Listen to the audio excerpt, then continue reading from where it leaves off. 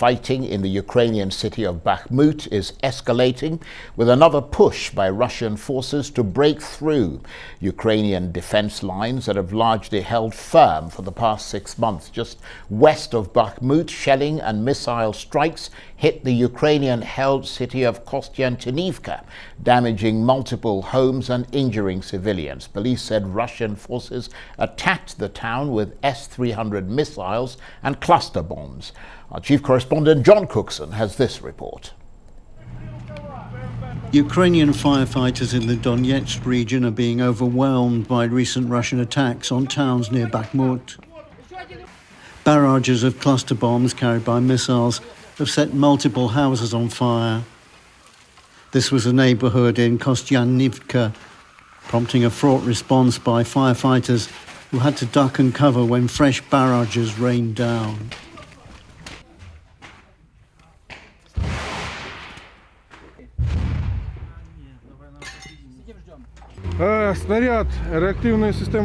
This Ukrainian soldier says, as you can see, they're using cluster bombs prohibited under international law. They're shooting at peaceful civilians, he said, private houses. These are not military targets. An ambulance racing near the besieged city of Bakhmut. An elderly woman, one of several hundred civilians who've chosen to stay, gets medical care. A paramedic shouts, "Don't close your eyes, don't be silent, hold my hand," he says. "Everything is going to be fine." Hospitals are still operating but are overwhelmed. So far they have enough medical supplies, but it's touch and go. In muddy fields and dugouts near Bakhmut, the Ukrainian fight bank has been fraught with problems. The Russian military is throwing its might at taking the city in a battle that's been raging 7 months. John Cookson, Arise News. And John Cookson joins me now from London for more. Good to see you, John. And just listening to your report there, I mean, reports of sort of heavy losses on both sides. What's the latest that you're hearing following your report about fighting in Bakhmut? Hi, Charles. Good to see you. Look, it's terribly moving pictures there. I mean, it must be absolute hell on earth in that part of the world tonight. And, of course, the battle will rage on tomorrow. Western intelligence chiefs are saying that they think between 30 and 40,000 Russian soldiers may have lost their lives in the continuing battle for Bakhmut. The Ukrainians are saying at least 1,000 Russians are dying every day.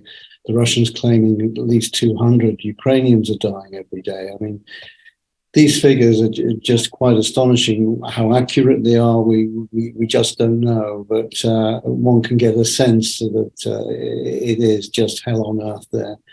And so far, no winner. The Ukrainians are holding out, their defense holding, it seems, in the face of a Russian onslaught. Many of them on the Russian side, of course, mercenaries belonging to the Wagner group, and the leader of that group, Mr.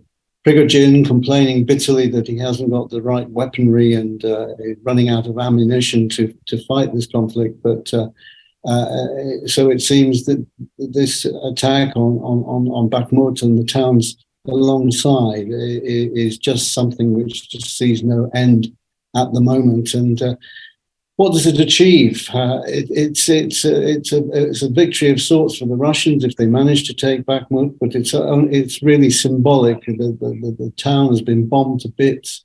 It was a prosperous mining town at one stage, but what's left of it now, we just don't know. What it will do if the Russians are victorious here is that it will make it easier for Russian supplies to get through to other areas of Donbass and Crimea.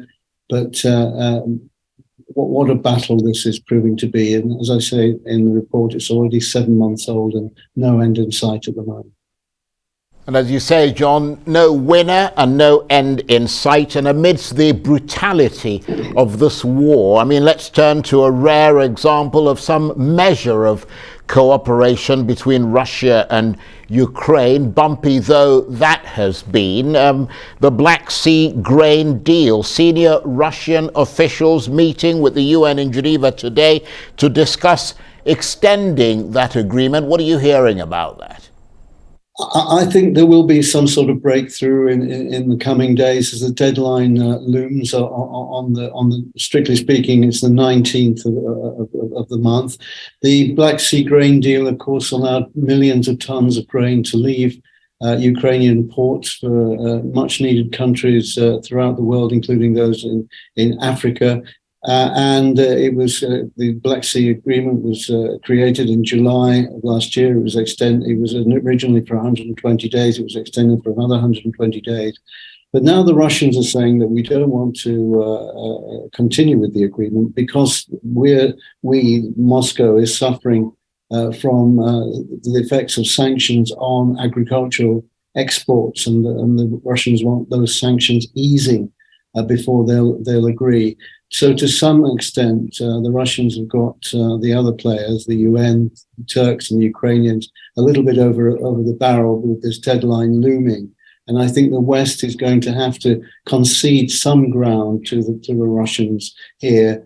But it's not a one-sided deal. The UN, which I think, as I say, will try and bring about a breakthrough in the coming days, can wring some more concessions from the Russians, for example, speeding up the inspection of ships and allowing more ships to flow through the Black Sea. So it's not a one-sided deal. The Russians appear to have the upper hand, but the UN has some arguments up its sleeve as well.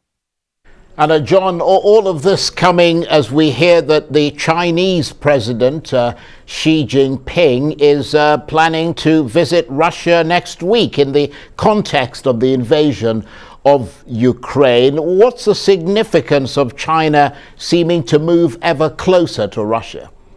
Charles, this is a massive story. When I read it that President Xi might go to Moscow next week, I mean, that's sensational. Chinese have already announced that President Xi was going to make a visit to Moscow, but that was going to be next year. Now something's happened, and Xi, who was just won a third unprecedented term as leader of China, is a close buddy of Putin. So what's he going to Moscow for, and what the urgency is? We just don't know. The Chinese have a peace proposal to put to the Ukrainians, already put to the Ukrainians, which basically says that the Russians keep the territory that they get, and in return the Russians withdraw Russian forces from other territory in Ukraine.